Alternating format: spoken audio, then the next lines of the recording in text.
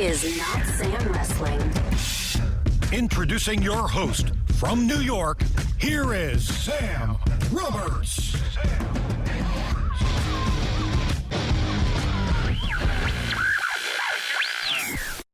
This is the conversation that I've been wanting to have for a little while. I thought about inviting Pat McAfee to have a conversation before the match at NXT TakeOver 30, but I thought it would really be a lot more valuable to have the conversation after, so we can talk about the kind of full circle. Like, I don't, right in the middle of all that anger and all that emotion and everything's running high, adrenaline, testosterone, I don't know if I want that energy around me. But now that we're a week removed and we can reflect, I think it's time. First of all, welcome, Pat McAfee. Thank you, Sam. Thanks for having me. And I'll tell you what, all the testosterone that was flying around, I know that it would have been radiating from you like it always does at an all-time high. That's true. Going into the match, there was a lot of chaos, obviously, doing my show, running my business. I got married in the middle of there, had a honeymoon in the middle of it all, plus the WWE, plus getting the deal done to have the match and the physical I had to take. I had my entire body. So I'm thankful that you said, hey, we'll worry about this afterwards, because I had a lot on my plate. But, man, it is great to chat with Sammy Brand Muffins once again. Dude, I knew it was like that it was coming across right when I was getting texts from people who I don't even really talk to like that. Like, I know them, but they know that I know you. And I'm just getting texts from people that I don't even know watch wrestling going, hey, man, did Pat McAfee really in the middle of his honeymoon go and do NXT? I'm like, yeah, like, that's Pat McAfee. That's what he does. He puts 100% into whatever he's doing. Actually, it's something that the work-life balance thing, Triple H has had one of the best quotes about work-life balance ever, which is it doesn't exist. You put 100% into whatever you're doing at that time. And if I know you, Pat, I'm sure that on your wedding day, because that's what you were doing, it was 100%. And then the first day of the honeymoon, it was 100%. And then the next day, it was, all right, babe, I got to go to Full Sail real quick. I got to do some commentary. I gotta throw some barbs at Adam Cole a little bit. And you were 100% there. And then as soon as you leave Full Sail, in a huff, by the way, with some real profane language, I'll say, by the way, as soon as you leave there, it's back to being 100%. Because I watched your promo from your honeymoon, and I was like, this is not the same energy that I got at Full Sail. You're almost spot on there. Almost spot on. Okay. So that whole that work-life management thing that Triple H had, that's one of the best quotes I've ever heard. And he debuted that on, I believe it was his WrestleMania documentary that they put on WWE, where he went from he was in an international business meeting, and then he was running an NXT meeting, and then he was running a TakeOver show. Then he had to go through what was going to pop off with him and Batista. And it was just like the most busy human in the history of the world. Oh, by the way, he has kids, he has a wife, he has a couple dogs. And that's like kind of, because as you're watching, you're like, how does this guy have enough time in his day? And he's obviously a guy, business-wise, everything-wise, that I've looked up to. I'm like, I like people that go out there and get it. Like, I like people that get after it.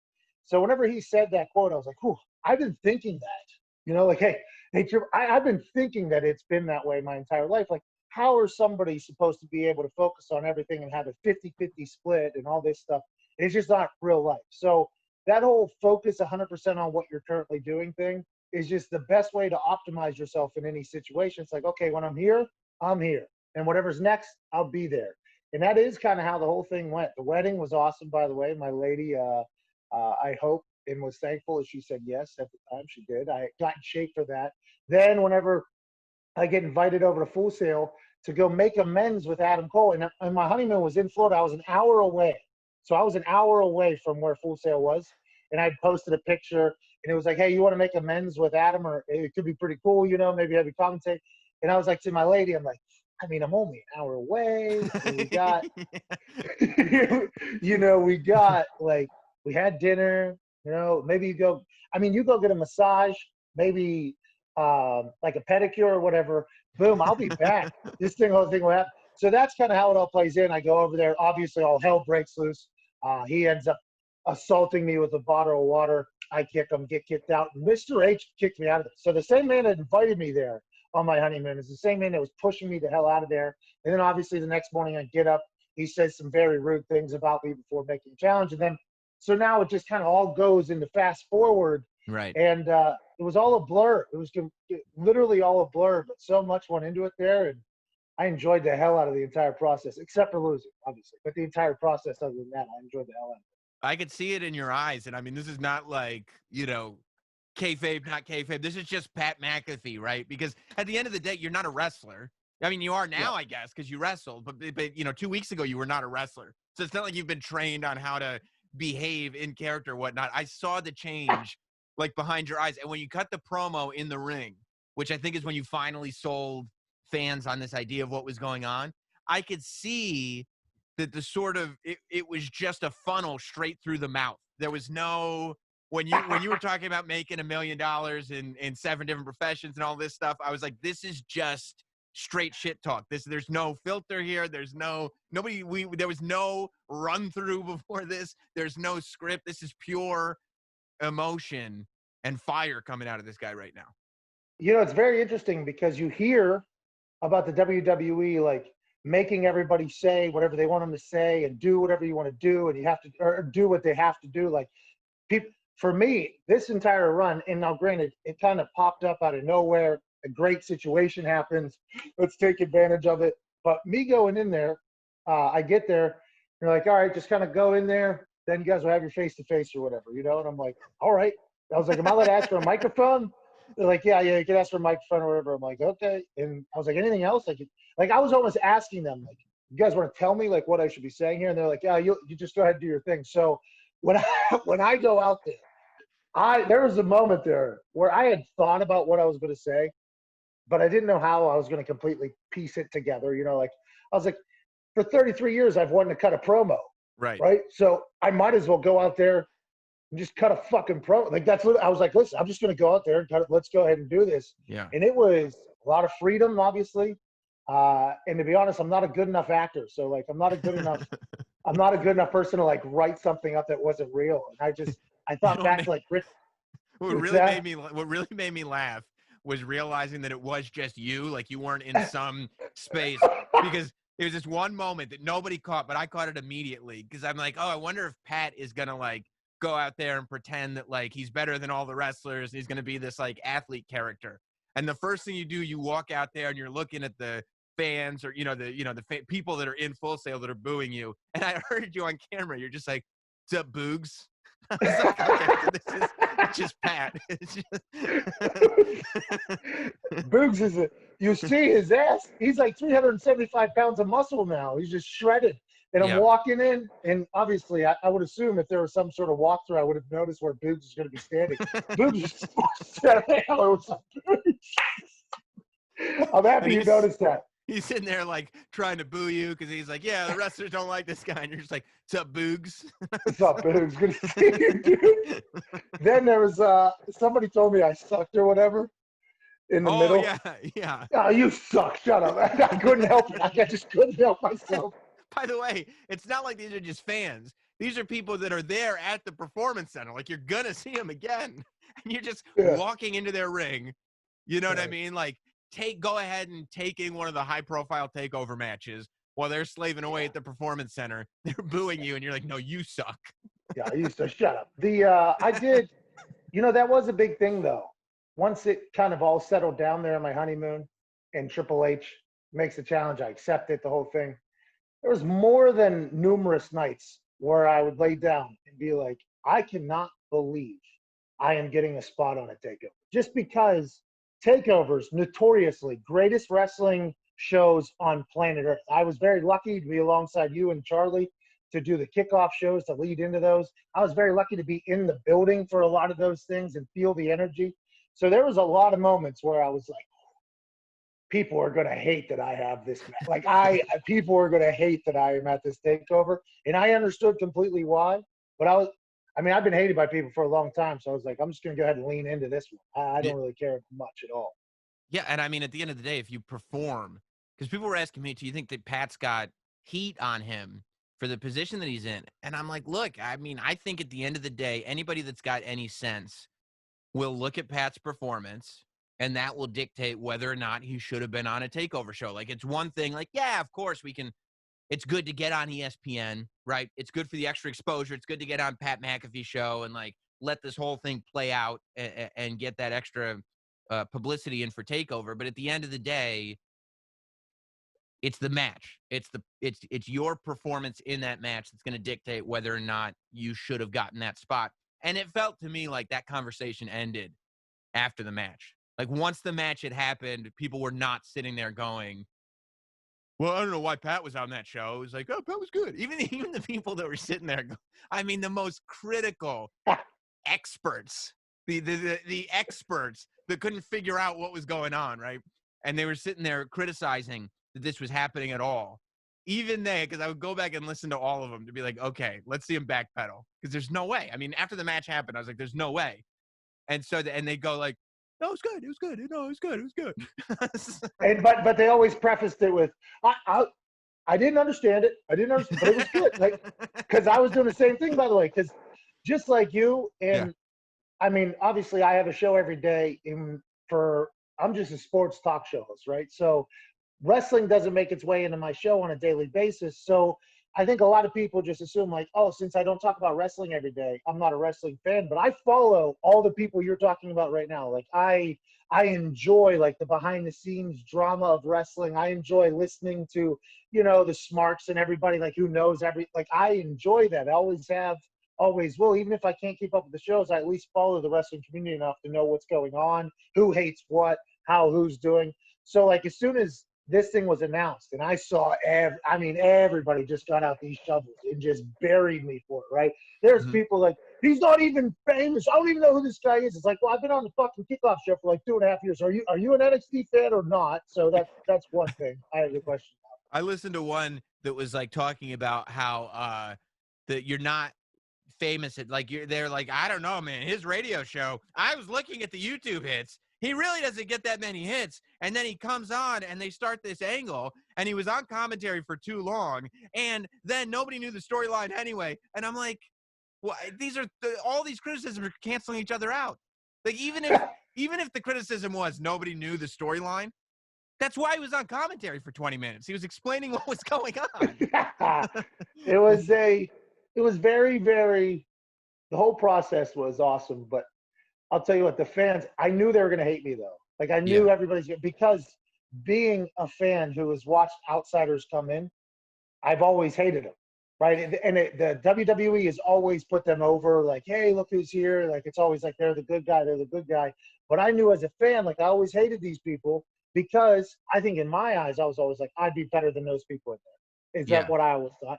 And then also, well, they're taking a spot of somebody that I would much rather see in there. So I feel like as the outsider getting into the ring, there's always going to be a sense of distaste for it. And I knew that going in, and I knew all the way up until the match that I was going to have to prove myself with a lot of people.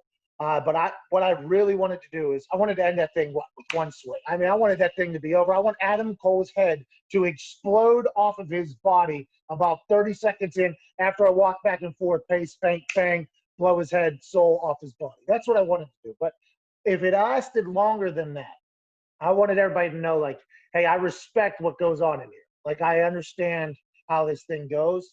And I was pumped for people to get to see that I kind of knew a little bit about what's going on. Nowhere near anybody's level that does it on a very regular basis.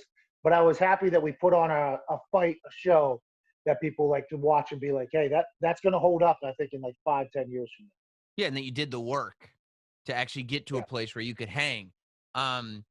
Yeah, I mean, I also think that the outsider thing is important because I feel like what made your story with Cole so interesting and like different from what we've seen before is that you're right. Usually the football player comes in and just gets pushed to the moon and it's just like, hey, look who's here, look who's here. But this is the first time where you are actually acknowledged as an outsider, where the guy that you're facing is calling you an outsider, where it's like usually the football player comes in, he's the baby face, and we're just going to pretend that nobody thinks that he's an outsider. We're just going to ignore all of that. This was the first time that I can remember that the athlete came in and it was like pointed out, like, what is this guy doing here? This guy is an outsider. And I think that's because, Sam, everybody that was involved in it understood, like, that's right. like, That's what's going to happen. like, hey, this is, and I think everybody involved in it knew it, you know, Yeah. like including me. I was like, hey, I know exactly how this is going to be viewed whenever we're putting it together after the challenge and everything. It's just, it's become something where, like, if I go cut that promo on Adam that Wednesday night on NXT or whatever, Mm-hmm. and I go, as a lifelong fan of wrestling, and I go, oh man, it is so awesome to be a part of the NXT universe. Like, if I do that, like, Yeah. I would have wanted to fight me as a fan. So it's like, Right. if people are going to want to fight me anyways, I might as well go in here and let people know why they should want to fight me. And I think that type of thing was very much understood by everybody involved. Like, hey, this is how this is going to go. And it's almost like, from my standpoint, because I don't really have like an agent or a manager setting this stuff up, it's me doing it. I assume an agent or a manager would be like, you're going to get a bunch of people to hate you. That's not going to help the show or the merch or anything you do. Like, the reason why other outsiders do this is because they want to get a little pop to get liked by the fans. Right. So then maybe they'll come watch your thing. But instead of that happening, it's just me going, yeah, I think that's how it's going to go. Let's go ahead and fucking run it. Let's just Yeah, yeah. like, I that mean, is just a and at the end of smart. the day, the only way you're gonna get that pop from the fans is if you just have a good match. Like, whether they boo you or they cheer you, if you surprise them by doing a backflip off the top rope, you're gonna get it, right? So it's like, how about we don't insult their intelligence, and then I do some backflips, and that'll be the strategy. Sam, I had never landed that, by the way. Okay, I'll tell you what I'm thinking as I'm watching this, because I watched the match in Stamford after the kickoff. I stuck around. I watched the match in Stamford for two reasons. Number one, I was there. I didn't want to miss it on my commute. But number two, I wanted to see what the guys in Stamford, how they reacted to it. And I was sitting there, and I was laughing my balls off. I'm going to be 100% honest, because right before you did that spot because I knew that you wanted to jump from the floor to the top rope, because you said that to me before. That's the one thing I wanted to do. I think even before this was a thing, you were like, I want to have a match one day, and I want to jump from the floor to the top rope. And I was like, okay. Shelton Benjamin. Yeah. Yes. And so I know in my head, I'm like, okay, I think this is what he's setting up. But the camera panned into your face, and I'm like, this dude is so blown up. He has no oxygen in his body. I mean, you were panting. I was like, oh my God. And then when I saw you running, I'm like, he's not going to make it. There's no way he has the energy. And the fact that you pulled it off anyway, I was like, way to go. At what point in the match did you realize, oh my God, there is no amount of time on a treadmill that can prepare me for 12 minutes in this ring? Yeah, I have a Stairmaster. I've been on the Stairmaster heavy because I heard a Stairmaster is what shreds you up the best. Okay. So last fall, I was up to like 265, 270 because of my schedule and lack of discipline. I mean, I was in like 3-4 different cities a week. I was eating pizza everywhere. It was just terrible. So I got huge. And then the wedding was going to happen here with my wife. And I was like, man, I cannot just be some fat ass for my wedding, because these photos are going to last forever. And I'm Irish, so when I get fat, my neck gets big. So it's just like, I'm going to get in shape for my wedding. So I did some Googling on what shreds you the fastest. And I learned that it was a Stairmaster. So I started hitting this Stairmaster. I'm doing like 100 floors, 150 floors, 200 floors, 235 floors. I'm dripping in sweat. Weight's coming off me. I'm feeling like I'm in the best shape I've been in my entire life. So then the wedding happens, and in this, the fight gets set up. It's like, okay, I'll just carry this into this. It was like literally just a perfect storm of everything. So I keep hitting the Stairmaster. I'll hit a bike every once in a while. And I'm like, I'm in better shape than I've been in probably 10, 15 years. I'm okay. And then the week leading up to the fight, good friend of ours, Corey Graves, okay, he and I talk a couple of times, and Corey's like, how many minutes do you think you last before you just get dead tired in there? I'm like, I've been on my Stairmaster. Okay, I'm in best shape I've ever been. Corey's like, you're going to die in there. I was like, why are you so negative right now, Corey? I don't need that. You know, I'm like 2 days away. He's like, you are going to die. And then AJ Hawk is, you don't know who that is, but he's a big-time football player, Super Bowl champion. He was with me in the group. He was like, oh, my God, I just can't wait till you have to puke in the middle of that thing because you're so tired. I'm like, I don't need this. I don't need this in my head. Part of your entourage. Yeah, I don't need this in my head. You know, like I need this out. So about 2 minutes into the match, 2 minutes into the match, 2 2 minutes in, I am looking around, I am looking around and I'm feeling just like I just got done doing 250 floors on a Stairmaster in here. And it's just like a fool. Oh my God. And then my legs start burning a little bit. And I'm like, I don't know how much longer we have left, but I know I don't have enough for it. And that was 2 minutes into it. So you tell me when you saw me, that clip where they zoom in on my face, Yeah, oh yeah. right when you were talking about, Yeah. the thought that you had while I was running towards that corner is eerily similar to the same thought I had when I was running that corner. There's no way I'm getting up there. I guess that's what takes people to the Super Bowl, right? That mind over matter. Like, I just have to push through. I have to survive here. It literally, it felt like a survive or die type operation. It was like there was a couple times where I was down Mm-hmm. and I wasn't 100% sure if I was going to be able to get up. And old Drake, the ref, ref Drake comes flying in with his good tan. Yeah. He comes in, he's like, you good? And I looked him right in his eyes. No. No, I am not. Matter of fact, Drake, I'm not good at all. He asked me 4 times if I wanted to quit when we weren't even tangled up in anything. I don't know if that's normal or not. He's came over. You want to quit? I'm like, huh? No. I can't. Yeah. I can't. Yeah. Should I quit or do I want to quit?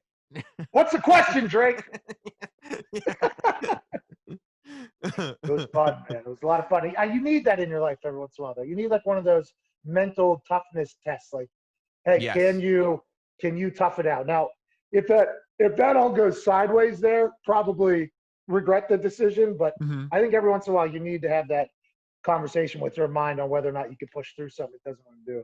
Now that you've seen that side of it, right? Because I mean, no matter, even if you're an athlete, you still don't understand. I mean, I've watched wrestling for 30 plus years at this point. I can't understand what the experience is like to actually work a real match. Was the lack of oxygen the most surprising thing, or was there more? Sunday. The lack of oxygen for sure. I mean, I wasn't always like a guy that was built for a long time. I was always built for a good time. So I knew that the cardio could catch me at some point. Even when I was playing soccer, I was playing soccer all over the world, and those are like the best cardio athletes on the planet. The thing I was best at was finding a good 2 minutes in the middle of the game to get full bend over. Let me catch my breath. You know what I mean? So I knew the cardio was going to be a problem. So that wasn't as surprising. As early as it came was a surprise. I thought it would maybe wait a little bit, but it came early. Sunday, though, was a surprise. I mean, Sunday, when I wake up, and the whole back, just, not even just middle back or lower back or upper back. It's just the back. The whole back is sore. Then, obviously, I got flipped on my head with the Canadian Destroyer Panama Sunrise. So neck is hurting as well. And then my foot, I kicked the steel stairs that, by the way, those sons of bitches are very heavy. I learned very quickly. They're not like fake tinfoil stairs? Oh, no, those things do. Turns out those things do have some weight to them. Yeah. So I got like my foot, ankle, a little bit of my hammy sore, and then my entire back and my neck. And it was just like, Sunday was the day where I was like, I don't know how these women and men do this. I have no idea how they do it. By Monday, it got a little better. Then Tuesday, I was feeling back to normal. But boy, Sunday was the day where I was like, okay, Here we go. This is it. And you're just feeling, I don't think I'll ever be normal again. I think. Is this my new life? Is this? I was like, my lady's behind me, and I'm doing this number here. Like the full, like, is everything okay back there? Like, is this my new life, my new normal now? Was it? Thankfully, it wasn't. Was it difficult to not have an arena full of people chanting, or was it? I mean, for you, when you're a not a sports entertainer, but just like I would imagine a Super Bowl, you're not. The whole goal is to ignore the fans, right? Like you're sitting there trying to complete the task at hand. So I don't want to dive too deep into this, but Super Bowl is actually the weirdest crowd we ever played in front of, because the Super Bowl isn't just fans from both teams that are playing. It's like a bunch of people that just want to go to Super Bowl. So Super Bowl is actually the weirdest crowd I'd ever played in front of. It was kind of like because there's hundreds of millions of people watching or whatever it is. Yeah. How many people watching? And it's the biggest game of all time. but the stadium isn't anywhere near as like. Yeah, half of them don't care. Yeah, because there's just people that are like, oh, I've been to every Super Bowl, or oh, I'm from this corporation, so I got tickets to this Super Bowl. So yeah, I assume there's some Super Bowl stadiums that have been raucous, but for us it wasn't. But you the got NFL, you're saying you got a bunch of Sam Robertses in the crowd at Super Bowls. They're like, yeah, it'd be cool to say I'm at a Super Bowl, but I didn't even know punter was a job. yeah. Serious has some Super Bowl tickets. I'll go. Yeah. Am I gonna say no? Yeah. Hey, let's go. What's this team name? Here we go. Yeah, let's go horseshoes. Let's go horseshoes. Indiana.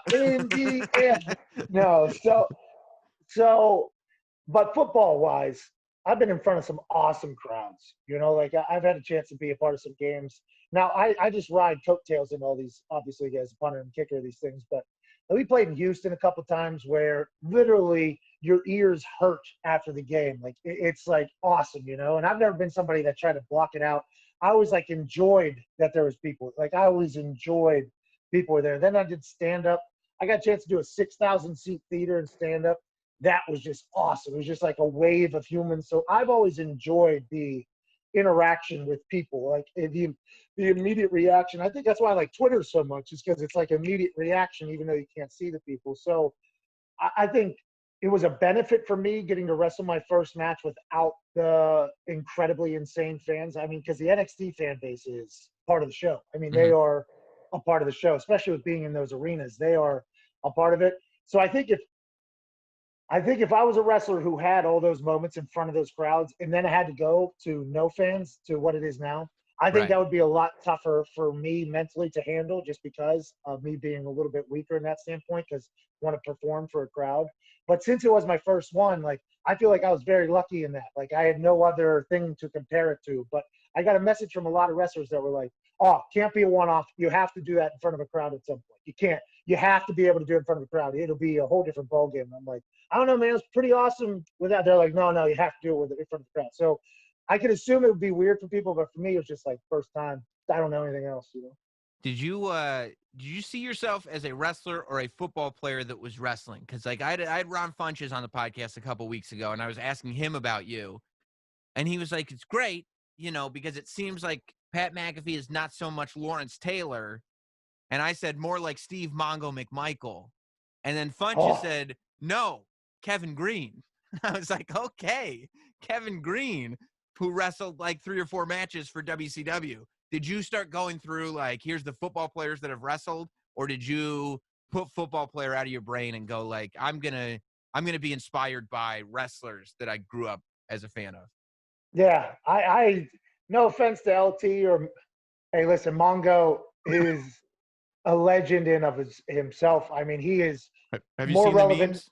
Oh, have I seen? What will Mongo do next? Oh yeah, I have seen it. Oh yeah, yeah. There was. I love Mongo. Okay, the fact that he had the pile driver is awesome. Grossly irresponsible. Just horrendously irresponsible. Now that I know a little bit more about the business too, I don't know how any of that ended up happening, but I love Mongo. I respect anybody that's obviously got into the business. I respect because their fanhood and everything like that. But for me, I was not trying to be a football player in there. I assumed that there were some things that were potentially thought about happening. And after the first couple conversations with me, it was like, hey, I am a wrestler. I am wrestling. Okay. So I'm going to be a wrestler. It's like when I do stand-up comedy, it's like, hey, I am a stand-up comedian at this point. I'm not a guy trying to do stand-up comedy. Whenever I'm doing my show, even though I'm not a natural radio show host, like, okay, here, I'm going to do everything I can to be the best radio host I can be right now. So it's just like, for me, it's, I don't want to say being a chameleon, but buying into where you're at. Yeah. And that's why I watched the LT match. I saw him get carried out afterwards because he was so tired. I mean, there was a lot of doubt creeping in on whether or not I was going to be able to survive, and I almost didn't. But I have a lot of respect for all those guys. But I was trying to just be, let's be a wrestler in there, and let's get a win here. Who are the wrestlers that like you look at and go, that's the type of wrestler I want to be? You know, my punches, I think, were rock-like. I think people could say my punches were a little rock-like. I mean, whenever I was stomping, I think you could see a little Stone Cold in there, I assume. And I think those two, by the way, alongside D-Generation X, those 3 groups right there, they probably shaped my personality. I think anybody that's ever met me could see a little bit of Stone Cold in me, a little bit of The Rock in me, and a lot of Degeneration X in me. I think Well, they act. the suck it. You see the suckets. But I think a lot of my personality was shaped around that Attitude Era wrestling. Yeah. So I think naturally, when you see me in the ring, that's when we have it. I had to give a shout out to Jeff Hardy, obviously, with a little swanton out there, a little Shelton Benjamin hop. And then, by the way, Owen Hart, backflip off the top. Yep. You know what I mean? That was something that always I thought looked cool and kind of disappeared. So it was a lot of things that I just picked up through my fanhood that I thought were cool and see if I could accomplish. And that doesn't make me an original at all, by the way, and I understand that. But I think I could pay a little bit of a tribute somehow, some way.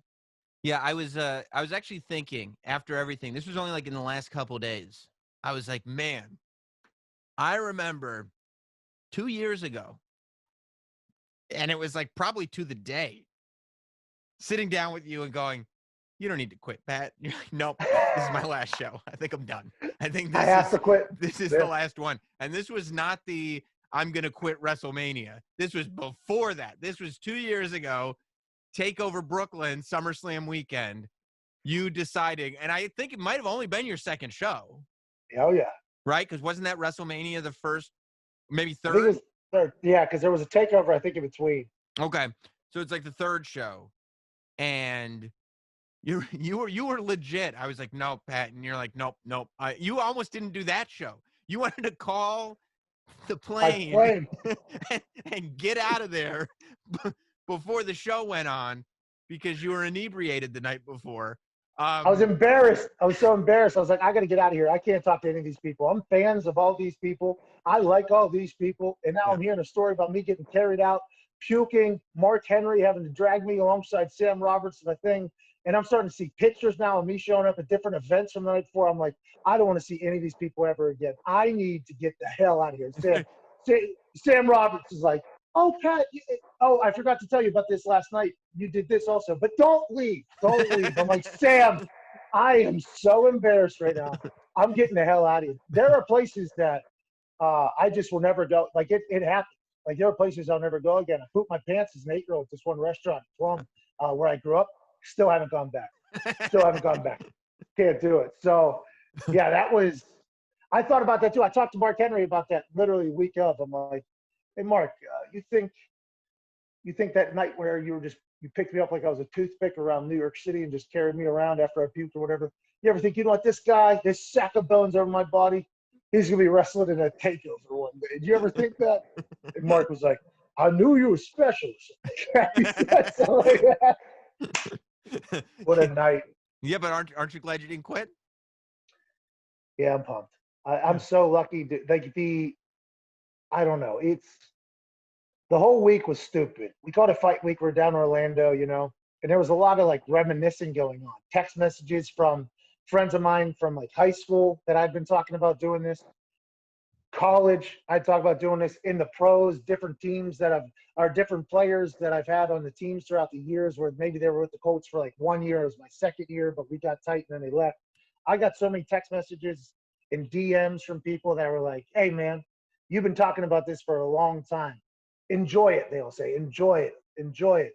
And then I got in there and I got so damn tired so quick. I mean, it was tough to enjoy. I can't enjoy this. I can't. But you can enjoy it now, right? It's one of those things you can look at now and enjoy that you did. But in that moment, you didn't have the capability to enjoy. You barely breathe. I think it takes a lot of energy to potentially enjoy something.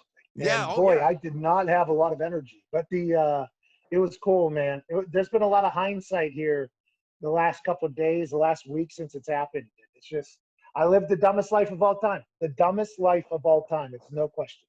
I'll tell you what I think impressed people, at least in Stanford, the producers and stuff. Multiple people turned around once the match was over, and they went, "Wait, did they just do a wrestling match?" Like they were waiting for all the bells and whistles, all the decoration that you put on a match to disguise the fact that somebody can't work. That's what they were waiting for. And they were all kind of blown away that you just did a wrestling match. And that it was, at the end of the day, it was start to finish a straight up Adam Cole, Pat McAfee wrestling match. Hey, and I think there's a story in the match too. If you Yeah. I think there's a story told in the ring as well. So it was it felt a little old school, didn't it? It felt a little old school in there. It definitely felt old school. And I liked the story because I feel like if you didn't pay attention to the story, like I think people were waiting for me to shit on you because I've shat on you before on the kickoff shows. Like literally Scott Stanford like had a line that he wrote in for himself and he was like, yeah, this is where I'm going to open it up so you could shit on McAfee. And I was like, okay, like, I never talk about it, but I was like, but if you pay attention to the story that's being told, and I'm speaking honestly, Adam Cole is sitting here going, Pat's got to respect the business. The fans are sitting here going, we don't like Pat because he doesn't respect the business. But in my opinion, if you tell somebody, hey, you need to respect me, and then they kick your head off your shoulders, your question's been answered. You have no jurisdiction anymore. Now, of course, now that we've passed that, I would say Adam Cole has earned a certain degree of respect. But in that moment, when he was like, you have to respect me now, and you were like, well, I kicked your head off, so I actually don't. Until you beat me, I don't have to respect you at all. And that's true. So who has to respect who here? Right. Just quick question. I do respect you, but I mean, the only other physical encounter that we've had literally ended with Shawn Michaels checking you for vitals. And that is how I started that Wednesday night thing. Because when I got a chance to watch it back, obviously I didn't get to see it, but it ran through the internet Thursday afterwards or whatever. And I was back on my honeymoon. I did not know Shawn Michaels was in there checking for a pulse. I'm like, did I just kill a man in there? So, yeah, But then at the same time, right, when you're in the match and you realize that you're going up for a Canadian destroyer, when I saw you take a Canadian destroyer, I was like, are you kidding me? He's taking why would you take the Canadian destroyer? But when you're going up, right, and when you're going up, you're off your feet, and you go, wait a minute. We're about to land a Canadian destroyer with me on the wrong end of this thing. Did you think to yourself, how ironic for a kicker, this could be the last time I ever feel my legs? Yeah, there was a lot of thoughts about that as we were flipping through the sky. But the point of exhaustion at that point that I was at, I was completely okay with it. I think I've just come to terms, I've come to terms with anything that could have potentially happened. If I never move again, I'll be fine because I'm too tired to move anyway. If you look at back, there's a moment where you actually see me go, like, all right, I'm just going to take this like a man. There's a moment where I'm like, all right, I'm just going to take this like a man. Yeah. He super kicks me off. Why did I go to the top rope again? I don't know, man. Because it's ego. Because you just want to be a luchador. You want to be doing flips off the top rope, but you can't do that when you're as big as you are and there's no oxygen in your body. And this is all hindsight. See, this is the rookie mistake. Like he definitely baited me into kicking those stairs too. Hindsight, watch it back. Yeah, because he knew those stairs are a dangerous object. Here's what you don't consider, right? As a fan, you watch those things and you're like, oh, those have to be paper thin. But you don't realize those are the stairs that the aforementioned Mark Henry walks up to get to the ring. They're strong and hard enough that they can support Mark Henry walking on them. I'm pretty sure that your leg is not going to win in a fight against them. Well, and I just hit Adam Cole with a superplex. Almost had him, right? 1, 2, we get it. So he knew that I thought that I was about to win this thing. So he hangs his head next to those stairs. I mean, that's an obvious rookie mistake by me. Like, yo, if something's too good to be true here, why is his head hanging right there for me to punt like a ball 200 yards? So that hurt my foot. That really affected some things. Then me going to the top rope after already hitting him with a clothesline from hell, by the way. I know you saw it. Oh, dude, I texted you. I was like, because there was this, that when you were punching him, right? When you were punching him, I was like, come on, Pat, you can land him better than that. Let's go. Let's punch him in the face. This is your one match. Throw those potatoes in. Make him feel them. And I was like, okay, but maybe Pat's taking it easy because he's just trying to feel things out. And then when you just hit him with that Bradshaw, I was like, oh, my God. I was like, maybe Pat's too tired to not make it count, because it was like my only option here is to take all my body weight and throw it into this arm. I've seen a photo. There's a photo. My full body is in like a straight line. So like when you're lifting, you're trying to get your body into like a straight, like your most powerful kick is when your leg is at leg lock. Like whenever you're lifting, you're trying to get full extension. Like when your body is at max is when it's completely straight, you know? There's a photo of me close on him. I'm up on my tippy toes, leaning forward like Michael Jackson. Body is just, I mean, it was but then the punt obviously hurt foot, he gets out. I don't know why I go to the top rope right there. That was very dumb of me. I think I'm undefeated. I don't go to the top rope, obviously. And aside from that match, by the way, I'm still undefeated, which people forget about. But there was, match though. That match is a huge percentage of the matches that you've competed in. Yeah, but what we're saying is, if you just get rid of that one, I'm still undefeated. All right, so that's. Yeah. It's just percentage wise. It'd be a ton. It'd be like taking half your career and forgetting about it. Yeah, but if you eliminate that, right, I'm still percentage-wise batting 1,000. So you know what I mean? No, I know what you mean. Yeah, no, I get. Okay, I know what you mean. Yeah. So, but I think I'm a couple rookie mistakes away from being actually undefeated, as opposed to having to just take one little night out of my life out and still be undefeated. So, is this the type of thing that you're like, I got the bug, I want to do this again? Because I know you were wanting to do this for a long time. Like, I mean, you know, I so early on to us talking, you said you wanted to do this. Not that you wanted to necessarily have a match with Adam Cole, but just that you wanted to get in the ring. You wanted to do something. At one point, you were like, maybe I'm going to go out on the indies and just start throwing myself through tables. You were like, I gotta get in there. I gotta do something. Do you feel like? Could you imagine if I would have done that? By the way, how awesome that would have been. I mean, it would have been great. Probably would have spoiled this moment, but it would have been if you just showed up at House of Hardcore. I would have gone. I would have gone to the show. You know what? If you had been at House of Hardcore, they probably would have let me be your manager there. I probably we probably could have gotten some people stirred up at an indie show. But yeah, I would say probably the wiser move was to wait on that. Do you feel like that has been satiated, or do you feel like now that you know what it is, even though it was impossible, obviously it's going to get more comfortable the more times you do it? Do you feel like you've got the bug, or it's been satiated? Yeah, it's very interesting. Because leading into the match, and I've said this a couple times before already, the conversation all around me was happening. Is this his only match? And then he saw people start talking about, is it going to be a one-off? And then Triple H actually in a press conference and said he doesn't think this is going to be a one-off because he knows me and knows how much I want to do this and everything like that. And I was getting asked those questions, and I was like, let's just wait till Sunday. Like, because of what we started this entire conversation with, like, I just want to be, let me just focus 100% on this right here. I don't want to worry about anything down the road, because just like you, like, let's see how the match goes. All of this does not matter. Let's see how the match goes. So then the match goes how it goes. I obviously lose, but seems like it's pretty well received. Sunday, I wake up, my whole body is sore. You know, my whole body is sore. And poorly received by your body.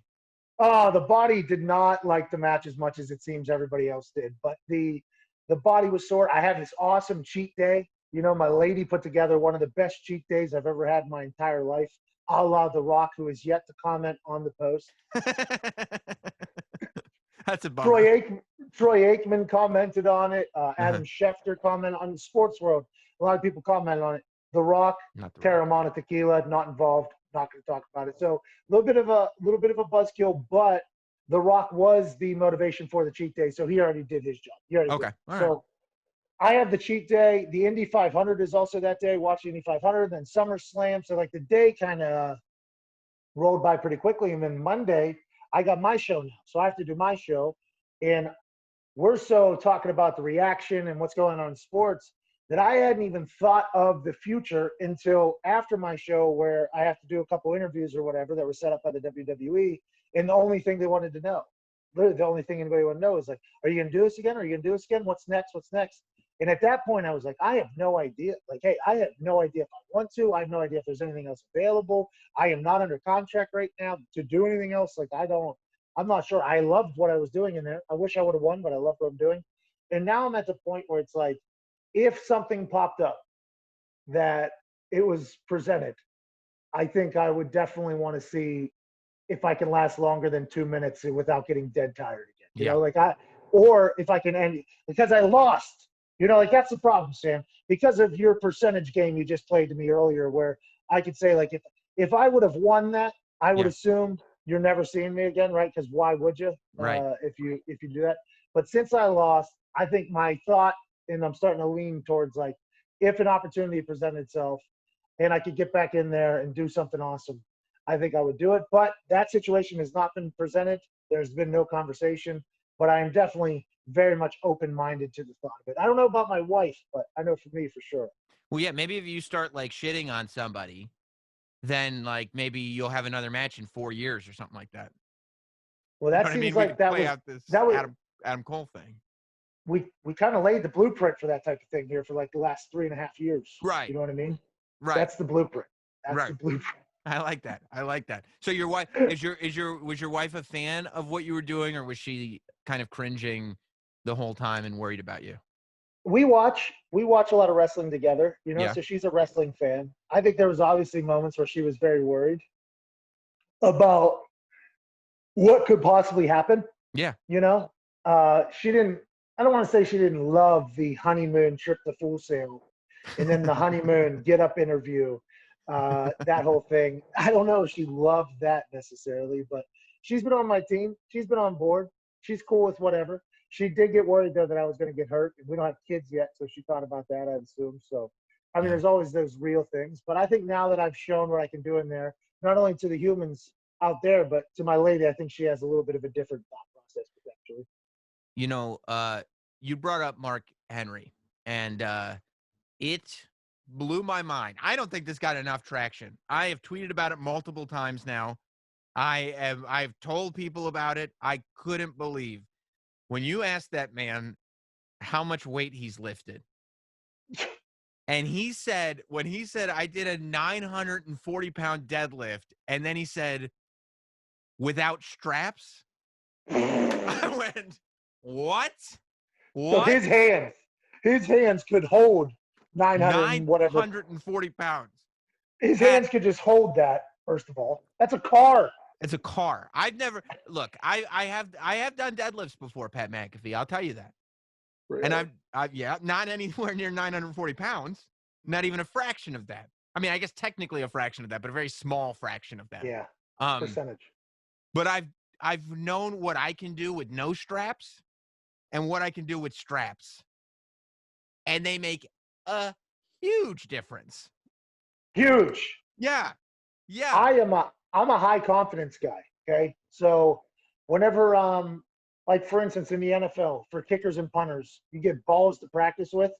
There's some kickers that like brand new balls because they're harder to kick so that when the game day comes around, it seems easier because the balls are broken in a little bit. Right. Yep.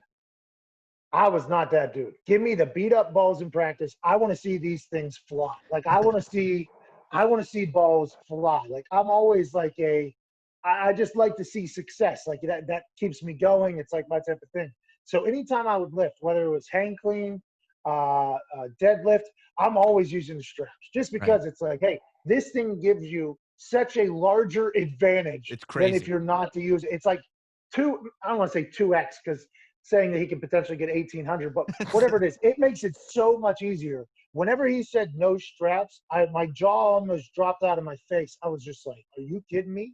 And then you heard him take a little shot at somebody else, I think. He said, You heard him say, like, somebody done 1,000. I just want to see him do it without straps or whatever. You could see that eats at Mark Henry a little bit, that he doesn't get enough credit. You're right. More people should talk about that. Yeah, because he could do 1,000 with straps easy. If he could do 940 no straps, you put some straps on, he's doing over 1,000 easy. I was actually mad, and I tweeted it out. And I know Mark Henry, I know it's in his heart because he actually liked and retweeted that I was annoyed that Mark Henry came out on Raw on Monday and he did the arm wrestling thing. And I was like, Tom Phillips, hey, stupid Tom Phillips, as he's known on NXT. Tom Phillips needs to be mentioning that guy could deadlift 940 pounds, no straps. That should be something that's talked about anytime Mark Henry is introduced. Anytime. I get it when you say world's strongest man, there's probably some things up for conversation. Like, well, what does that mean? He throws the kegs over the things? It's like, no. Ladies and gentlemen, Mark Henry, world's strongest man, once deadlifted 940 pounds with his bare hands, no straps. Yeah. That is that is something to talk about for sure. For sure. He held half of a metric ton in his hands and just lifted it. And just stood up with it, stared at everybody, and then threw it down. Yeah. And then said, "That's what I do." Well, hey, that Hall of Pain, man, was what an era. That thing. What an era. What an era. What an era. I love that Mark Henry had that, man. That long into his career, and he has that Hall of Pain run. The best. Well, the best. Somebody go get their ass kicked. He's got the best music ever. Did you have a hand in picking your music? There's a whole story. I had a band that like were mutually fans of each other. Mm-hmm. They were gonna, but everything happened so last minute. So I asked them, like, "Hey, is there any way you guys can make me an intro?" They're like, "Yeah." They make like a pretty good entrance song, but then we had to go through legalities with their label and like all this shit. So it became, because it was so quick, the process just got all muddled. So WWE, the fine folks over there, they put that together. The day before was the first time I heard it. And I was like, "Yeah, I like it. All right, let's go do it." They Keith Lead you. Yeah, it was very interesting. Keith Lee's new song has not been well received. But no, it has not. But I just would like it to be known that as somebody who went through a pretty similar process, mm-hmm. the amount of paperwork and the amount of lawyers that are involved in that is a lot. It happened very quickly. Like, well, I mean, I thought everything was good. I thought everything was good. And then they were like, "Okay, now we got to get down to the real stuff." And it was like, this lawyer will call this lawyer, will call this. I'm like, "Yo, we got 3 days. I don't know. If this is going to work." You think about it, when the WWE gets this music, now they're smart enough to know how home video and streaming and all this stuff works. So it's not like they just need the legal right to play it in an arena one night. They're like, we want to be able to play this in an arena and then on television till the end of time. Network, WWE Network. WWE Network, YouTube, everywhere. Video games. Yeah, I mean, if we make action figures that play sounds, we got to make sure that that's written in. We might make a T-shirt with a button on it that plays the music. Got to make sure that that's written in. We need to own the song and everything about it forever. So what's that going to cost? So go ahead and ballpark that number. And by the way, we don't know if people are going to like it and we're going to use it more than once. So what's the number you think? Yeah, we may scrap it. So what do you think? It was that was the one thing going into the match that literally had me very confused about everything. Because one day I was like, "Oh, I got an intro from these dudes. I absolutely love these guys. Great band. They're going to be good." They're sending me clips of what it sounds like. I'm like, "Do I have the greatest intro music? Do I have the greatest entrance music in WWE right now?" That's how I was feeling about it. Uh-huh. And the band was all in. And then they were like, "Okay, here's the blah, blah, blah to handle everything else." And then as soon as everything else got involved, it just became like, because they got to protect themselves too. So it's like a full-on, it was a whole scene. So I understand what Keith Lee's going through to a much smaller degree. Sure. What about your gear? What about slapping "For the Brand" on every article of clothing that you could possibly create? Yeah, I did. Maybe too much. I thought maybe. I was like, you know what got me? Put it on one knee pad. It didn't need to be on both knee pads. I thought that was the only thing. I was like, I like it on the shoes. I like it on the shirt. I would have liked it on one knee pad. I thought 2 knee pads was a little much. Yeah. I wasn't going to go knee pads, by the way. That's what we had talked about. Yeah. What made you change your mind? Well, I was told by everybody that I would very much be thankful for the knee pads. And I was like, well, I've seen people wrestle without knee pads, and they're like, you should wear knee pads. And I was like, I got good legs though. I got good legs. I need to show off the legs. They're like, all right. And then like 5 days before, they're like, you want knee pads? And I was like, yeah. Give me smart. Smart. Yeah. So the knee pads and the shirt, because the shirt, I wear tank tops a lot, but it's loose. Mm-hmm. So it had to be made a tight tank top. And I'll tell you what, that was an XL that I had on. I was expecting there to be a little bit of breathing room, on said tank top. That thing was skin tight. I mean, that was very, very, very tight. So the moment at the end of the match where you ripped the tank top off, was that for show or was that for survival? That was for survival. Yeah, I felt like I was getting a bear hug like the entire time, like just like You know what I mean? And then he took my shirt off to hockey punch me, Yeah. you know? And then it came back down. It felt like I was getting like a rear naked choke across my chest. So like there's a couple times where I was like trying to get it back down and everybody's like, oh, probably trying to cover up your gut or whatever. It's like, no, literally it's bruising my ribs right now. I have to get this back down. So, I mean, because everything was so expedited, a lot of incredible people had to go to work very quickly, and I liked everything. I mean, I enjoyed the hell out of the music. The look was better than anything I could have put together, and just kind of everything happened so quickly, man. I thought it was perfect. I thought the whole thing was perfect. You should be very proud. You lost, but you should still be very proud. But if here's what's interesting though. If you ever were to come back to a kickoff show, I now am sitting here. You have now gone to a Super Bowl and a TakeOver. Yeah. And I mean, I'm just saying the Super Bowl have come up in the past. Yeah. I feel like you lost in the Super Bowl. Yeah. I feel like the TakeOver thing might come up. Yeah. Yeah, but you won't be allowed to have the last word. Isn't that the rules? Why is that? Well, I'm a wrestler. You're a broadcaster. I forgot. Yeah. So. Yeah, I forgot. Wow. There's a certain amount of respect. You're now in the Booker T position where it's like, you don't want to go too far with, Booker T will slap you in the mouth. Like, I am nowhere near Booker T, but I do believe there are rules. Rules are rules to this thing. Yeah. I mean. Yeah, I guess now if I'm too hard on you, I'm the outsider that's disrespecting the business because you're a sports entertainer. Exactly. So is this guy respect the business, or that might be the only thing I say on kickoff shows? Sam, since you've never been in there, you have no idea what you're talking about.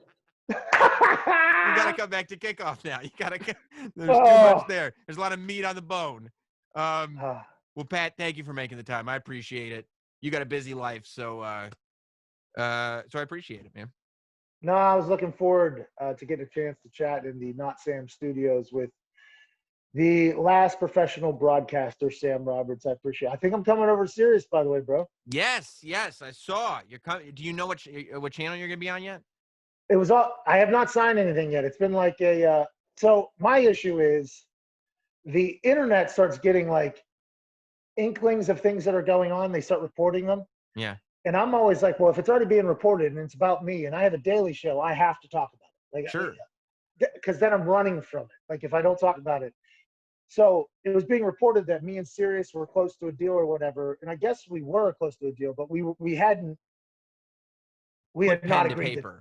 We had not. So whenever I announced it on my show, like, I'm moving to Sirius or whatever, probably we haven't agreed.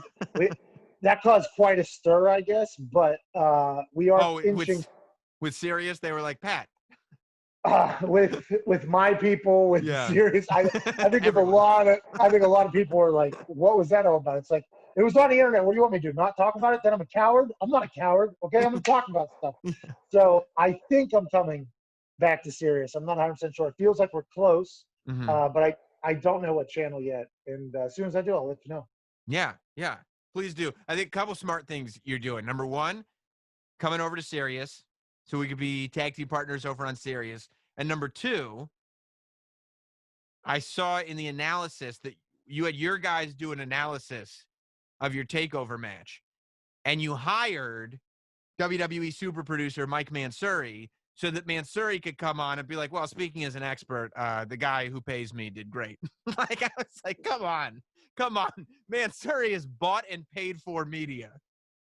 Hey, listen, that's okay if Mansouri is just going about his paycheck and talking whatever will keep him employed. We're pumped to have Mansouri, by the way. Dude, what an asset. What a great get. He's going to become our EP. So he's going to hopefully tighten things up a little bit in our wild world over here. So we'll see how it goes. We're pumped and lucky to have him, though. He's the best. Yeah, he's amazing. An amazing But talent. he gave accurate and non-biased reaction to my match, though. That was not because he was 100% positive. Which a lot of people would say was stern but fair. I didn't see any of that, actually. I saw. Yeah. They said it was very fair analysis by him. It was very fair, not just because of his paycheck, but because of his morality not to sell out. So he When was I telling the s- truth, is what everybody said. When I saw his analysis and he was sitting in the Pat McAfee studio, I was like, this person is not a guest. He is an employee. Yeah, at the time, though, he was being presented as a guest. So you have to take that for what it is. He was just a guest, a third party at the time. Take Mhm. away the fact that he is definitely paid by us. Yeah. He was just acting as an independent scout and evaluator. And what he said was true. Guy's been around a long time. He knows his stuff. I mean, I guess he has. Pat, I'll let you get back to your life. Appreciate you. You can hopefully listen to Pat McAfee show soon on Sirius XM, but it's still going to be on YouTube always. Just search Pat McAfee show on YouTube. It's extremely popular, doing very, very well. Better all the time, as a matter of fact. That's very Yeah. nice of you. Well, things are good. Things are good Well, for you. sports are tough to talk about right now. I mean, there's a lot going on in the sports world, but we just try to say dumb things into a microphone on a daily basis, give a little mental vacation, see what we can do. I appreciate you plugging it, though. Here's what I love about sports. Everybody gets into sports so they can avoid politics. Try it. Try it. Good luck. Good luck. Try it. All right, man. I'll talk to you soon. See you, Sam. I appreciate you, buddy.